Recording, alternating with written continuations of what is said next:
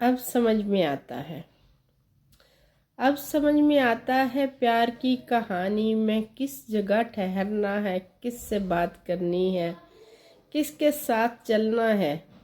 कौन से वो वादे थे, कौन से वो वादे थे जिन पे जान देनी है, किस जगह बिखरना है, किस जगह मुकरना है।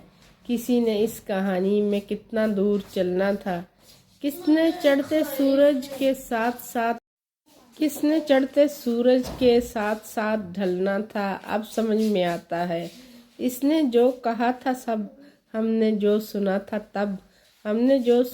तब, किस तरह हिले थे लब, किस तरह कटी थी शब, किस हमने अनसुनी कर दी बात जो ज़रूरी थी, किस कदर मुकम्मल और किस कदर अधूरी थी। वो जो एक इशारा था, जिक्र जो हमारा था, वो जो एक किनारा था जो समझ न आया था। अब समझ में आता है जान के ही दुश्मन थे, जान से जो प्यारे थे। हम जहाँ पे जीते थे असल में तो हारे थे।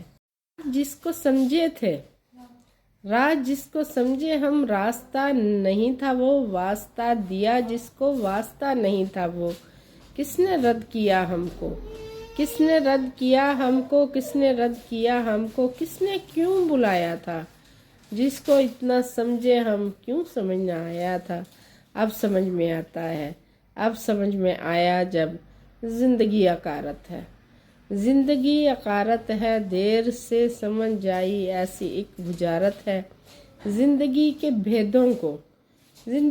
भेदों को हमने अब समझना था, तब समझ भी आती तो हमने कब समझना था। आँख जब पिघल जाए, शाम जब ढल जाए, जिंदगी की मुट्ठी से रेत जब निकल जाए, भेद अपने जीवन का तब समझ में आता है, सब समझ में आता है।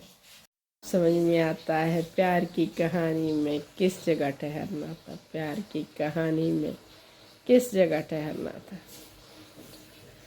किसके अल्फाज मुझे नहीं मालूम, मुझे अक्सर बहुत सारे अल्फाज नहीं पता होते किसके लिखे हैं, लेकिन मुझे जो खूबसूरत लगता है मैं पेश करती हूँ अक्सर आपको। और जनाब वाकई कि जब बंदा नौजवान होता है ना, उसको बहुत सारी बातें समझ नहीं आती, लेकिन जब उसको समझ आती हैं तो ज़िंदगी गुजर चुकी होती है, शाम ढलने को होती है और वक्त निकल चुका होता है और मुट्ठी से रेत फिसल चुकी होती है। आपका बहुत शुक्रिया।